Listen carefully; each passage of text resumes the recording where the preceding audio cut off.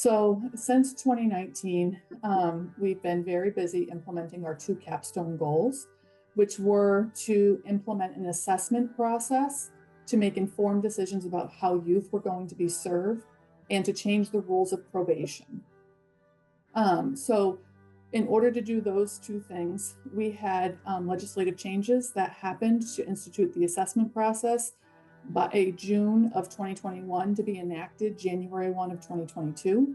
And the rules of probation we changed also happened July 1 of 2022. It's super important to know that we did listening sessions prior to making the changes where we invited all stakeholders to come on to a Zoom to talk about the changes that were coming and hear from them the things that they were concerned about. And we did kind of like defense specific ones, we did state specific ones, police, we invited different police departments. And I think that was really helpful to make the stakeholders feel like they actually had some, even if we didn't do what they wanted or totally agree with the things that they were concerned about.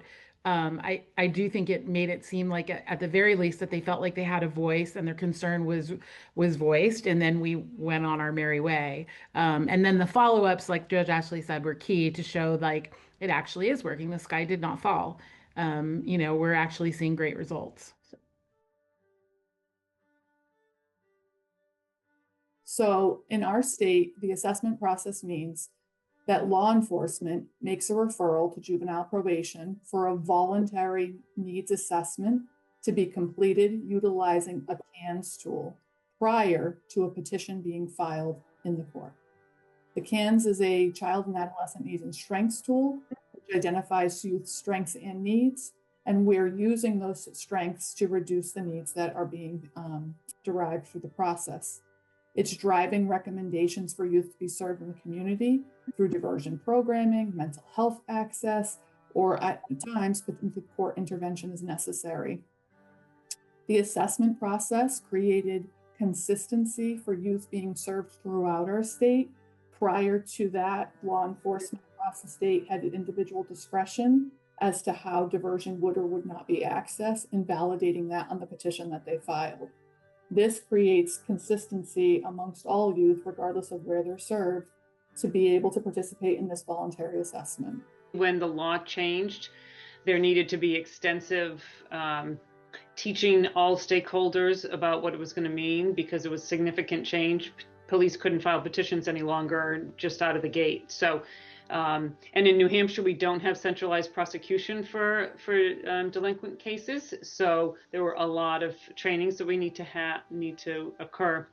It was also a rolling implementation date over the course of a year. So we had 3 blocks that we were training folks on. So we did a roadshow essentially, and we went out and had trainings at lunch hours or wherever we could do that at the different regions of the state, and invited anyone and everyone who was interested to attend those trainings. We did launch this during the pandemic. We were able to go to Georgetown pre-pandemic, and then the pandemic hit. It wasn't always easy to have the in-person connections, but we did have in-person trainings for this process. And that, of course, includes all police, public defenders, contract attorneys, probation officers, court staff, judges, and then other stakeholders like treatment providers or residential placement school districts. All of those folks were invited to attend. We have a lot of data associated with it that we've captured over the past 3 years.